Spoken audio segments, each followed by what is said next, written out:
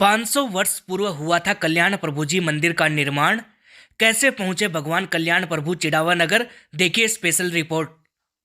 हमने सुना और अक्सर देखते भी हैं कि जब किसी मंदिर का निर्माण होता है तो पहले भवन का निर्माण किया जाता है, उसके बाद मूर्ति लाकर उसकी स्थापना करवाई जाती है। परंतु आज हम आपको एक नया किस्सा सुनाने जा रहे हैं। चिड़ावा शहर के बीचों बीच बने नगर सेठ कल्याण प्रभु जी मंदिर का निर्माण करीब 500 साल पहले हुआ। नगर सेठ ठाकुर जी की मूर्ति स्थापित होने की कहानी भी काफी रोचक है। मंदिर महंत पंडित हीरालाल पुजारी ने बताया कि हमने अपने बुजुर्गों से सुना है कि यहाँ पर एक राहगीर आया था। ठाकुर जी की मूर्ति उसके पास थी और वह व्यक्ति यहाँ विश्राम करने के लिए रुका। इसी स्थान पर पुजारी परिवार द्वारा पानी की प्याऊ चलाई जाती थी। राहगीर ने ठाकुर जी की मूर्ति को एक छाबड़े में छुपाई हुई थी। बातों ही बातों में जब पुजारी जी को पता चला कि वह व्यक्ति ठाकुर जी की मूर्ति लाया है तो पुजारी जी ने उसे उस मूर्ति के दर्शन कराने का अनुरोध किया। व्यक्ति ने उनका अनुरोध मानकर मूर्ति को छाबड़े से बाहर निकालकर एक बड़े पत्थर पर रख दिया। उसके बाद जब राहगीर ने मूर्ति को पुनः छाबड़े में रखने के लिए उठाने का प्रयास किया तो ठाकुर जी की मूर्ति वहां से हिली नहीं। कई बार प्रयास किए लेकिन ठाकुर जी की मूर्ति को वो अपने साथ नहीं ले जा पाया और ठाकुर जी यहीं विराजमान हो गए, जिसे आज हम कल्याण प्रभु जी के मंदिर के नाम से जानते हैं। उसके बाद कल्याण प्रभु ने कई चमत्कार दिखाए और जब खेतड़ी के राजा को इन सब बातों की सूचना मिली तो खेतड़ी के राजा कल्याण प्रभु के दर्शन करने चिड़ावा आए। कहा जाता है कि राजा की मनोकामना पूरी हुई तब खेतड़ी राजा द्वारा ही कल्याण प्रभु मंदिर का निर्माण करवाया था। मंदिर परिसर में आज भी प्राचीन हस्तकला देखने को मिल सकती है जो कि मंदिर की भव्यता को दर्शाता है, जिसे पुजारी परिवार ने आज भी संजो कर रखा है। शादी समारोह में दूल्हा सबसे पहले मंदिर परिसर में आकर नगर सेठ कल्याण प्रभु को धोख लगाता है, उसके बाद ही शादी समारोह आगे बढ़ता है। सबसे दिलचस्प बात यह है कि चिड़ावा में मिठाई का बड़ा कारोबार होता है।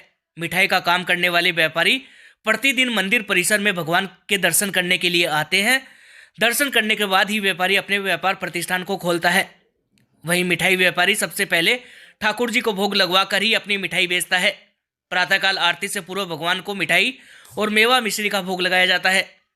एक मिठाई विक्रेता ने बताया कि वह नवलगढ़ के रहने वाले हैं, जो कि चिड़ावा में करीब 20 साल पहले एक रेहड़ी से मिठाई बेचने की शुरुआत की थी। 20 साल पहले मिठाई का सबसे पहला भोग कल्याण प्रभु जी को लगाते थे। ये परंपरा पिता के द्वारा शुरू की गई तथा अब दूसरी पीढ़ी भी इसी परंपरा को निभा रही है। इनका कहना है कि जब वे चिड़ावा में आए थे तो उनके पास कुछ नहीं था। मिठाई का काम शुरू किया, उस समय भी चिड़ावा में बड़े बड़े मिठाई विक्रेता थे। रेहड़ी से शुरुआत की और आज कल्याण प्रभु की कृपा है कि इनका कारोबार इतना बड़ा है कि चिड़ावा में खुद का मकान है और चिड़ावा में इनकी मिठाई काफ़ी प्रसिद्ध भी है। किसी भी प्रसिद्ध मिठाई विक्रेता की बात कर ले तो सभी मिठाई को बाजार में बेचने के लिए लाने से पहले पहला भोग कल्याण प्रभु को लगाते हैं। ये एक परंपरा के तौर पर भी निभाई जा रही है और आस्था का केंद्र भी है। दिनों दिन कल्याण प्रभु के प्रति आस्था भक्तों में बढ़ी जा रही है। कल्याण प्रभु की परिक्रमा करना और कल्याण प्रभु का प्रति दर्शन करना लोगों की जैसे दिनचर्या में ही शामिल हो चुका है। नगर सेठ के नाम से विख्यात कल्याण प्रभु मंदिर के महंत पंडित हीरालाल पुजारी बताते हैं कि एक बार एक भक्त जिसके घर में कोई सदस्य बीमार हो गया और डॉक्टरों ने भी जवाब दे दिया था। उसने दूर दराज से कल्याण प्रभु जी से अपनी मनोकामना मांगी। उसकी मनोकामना पूरी हुई और वो बीमार व्यक्ति पूरी तरह स्वस्थ हो गया। उन्होंने बताया कि ऐसे अनेकों चमत्कार हैं जो आए दिन हमें कल्याण प्रभु के भक्त स्वयं आकर बताते हैं। यहाँ मंदिर में साल भर कोई न कोई धार्मिक आयोजन होते ही रहते हैं। तुलसी विवाह, अन्नकूट महोत्सव, पोष बड़ा महोत्सव, करसन जन्मोत्सव, हिंडोला महोत्सव, अन्य कई आयोजन होते हैं। मंदिर महंत ने बताया कि एक बार भूलवश ठाकुर जी को भोग नहीं लग पाया तो खुद ठाकुर जी एक मिठाई की दुकान पर पहुंचे और अपने पैर की पैंजनी देकर मिठाई लेकर आए। दूसरे दिन ठाकुर जी के पैर से पैंजनी गायब थी। इसकी सूचना उस वक्त के राजा को हुई तो ये चर्चा शहर में आग की तरह फैल गई। तभी वो मिठाई वाले ने उस वक्त के राजा को सारा सच बताया और कहा कि एक बाल रूप में एक बच्चा आया और उस वक्त वो सो रहे थे और उसे जगाया और पैंजनी देकर मिठाई ली। पैंजनी को देखा तो वह वही पैंजनी थी जो ठाकुर जी के पैरों में थी। संगीतमय सुंदरकांड पाठ का हुआ आयोजन। बालाजी महाराज की अखंड ज्योत भी जलाई। शहर के विवेकानंद चौक में केवलदास जी मंदिर में संगीतमय सुंदरकांड पाठ का वाचन किया गया। इस दौरान बालाजी महाराज की अखंड ज्योत भी जलाई गई। जयराम स्वामी व रमेश स्वामी की मौजूदगी में हुए कार्यक्रम में भक्तों ने बड़े उत्साह के साथ भाग लिया।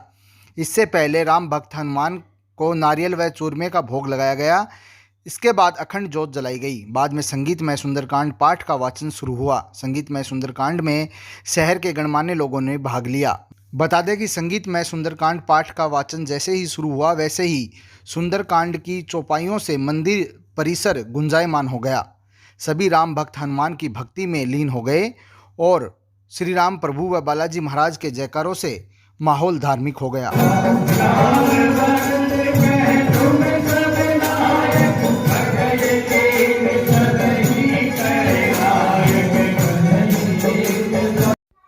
पिलानी में ज्वेलरी शॉप से 20-22 लाख रुपए की अनुमानित कीमत का 400 ग्राम सोना उड़ाने वाली लुटेरी महिला गैंग सीसीटीवी में हुई कैद।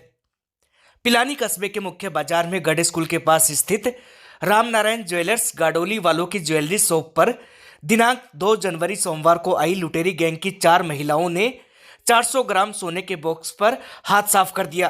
पीड़ित करसन सोनी ने जानकारी देते हुए बताया कि उसकी दुकान पर 4 महिलाएं आई और उसे बातों में उलझाकर 400 ग्राम सोने का बॉक्स लेकर फरार हो गई, जिसकी अनुमानित कीमत 20 से 22 लाख रुपए है। वहीं आज एक सीसीटीवी फुटेज भी सामने आया है जिसमें लुटेरी महिला गैंग कैद हो गई। वहीं पीड़ित करसन सोनी ने बताया कि इस संबंध में पिलानी थाने में शिकायत दे दी गई है। वहीं पुलिस भी सीसीटीवी की मदद से लुटेरी गैंग की तलाश में लगी हुई है। दिन दहाड़े हुई इस घटना के बाद पिलानी के मुख्य बाजार में व्यापारी भी चिंतित नजर आए। चिड़ावा उपखंड अधिकारी ने ली बैठक, दिए सख्त निर्देश। उपखंड अधिकारी संदीप चौधरी की अध्यक्षता में उपखंड कार्यालय चिड़ावा में इंदिरा गांधी शहरी क्रेडिट योजना के तहत लाभार्थियों को अधिक से अधिक लोन देने के संबंध में चिड़ावा के सभी बैंक अधिकारी, झुंझुनू के रतनलाल वर्मा एलडीएम के साथ बैठक आयोजित की गई। बैठक में उपस्थित बैंक के सभी अधिकारियों को उपखंड अधिकारी महोदय ने निर्देशित किया है कि उक्त योजना के लाभार्थियों को अधिक से अधिक लोन दिया जावे। 10 दिन में 10 लाभार्थियों को लोन देना सभी बैंक अधिकारियों को सुनिश्चित करना होगा। प्रत्येक मंगलवार को दिए गए लोन की प्रगति रिपोर्ट उपखंड अधिकारी को कार्यालय में भिजवानी होगी। अधिशासी अधिकारी नगर पालिका चिड़ावा जुबेर खान को भी निर्देशित किया गया है कि उक्त योजना के तहत लाभार्थियों की सूची बनाकर संबंधित बैंकों से संपर्क कर उनको अधिक का अधिक लोन दिलवाया जाए।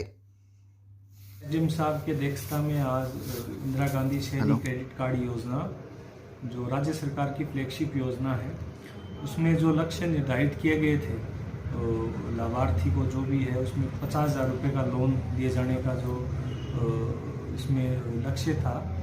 जो भी अपने रेडी वाले हैं या इस तरह के जो अनऑर्गेनाइज्ड सेक्टर में काम करते हैं, मजदूर हैं, तो वो शहरी क्षेत्र के लोगों को 50,000 रुपये तक बिना गारंटी के लोन उपलब्ध करवाने का इस योजना में मकसद था। और कलेक्टर साहब के स्तर से इस योजना में जो है पिछले दिनों सख्त निर्देश दिए गए थे कि योजना का जो डिस्पोजल है, लोगों को लोन क्यों नहीं मिल रहे हैं तो उनके कारणों का पता लगाया जाए। तो ये इस योजना में देखने में आया कि जो बैंक स्तर से जो फॉर्म नगर पालिका से जो बैंकों में फॉर्म भेजे जाते हैं उनका डिस्पोजल नहीं हो पाता। कुतुबपुरा गांव में आजीविका और उद्यम विकास कार्यक्रम के तहत प्रशिक्षण कार्यक्रम का हुआ आयोजन। रामकृष्ण जयदयाल डालमिया सेवा संस्थान के द्वारा राष्ट्रीय कृषि और ग्रामीण विकास बैंक झुंझुनू के सहयोग से आजीविका और उद्यम विकास कार्यक्रम के तहत गांव कुतुबपुरा में 10 दिवसीय प्रशिक्षण कार्यक्रम का आयोजन किया गया।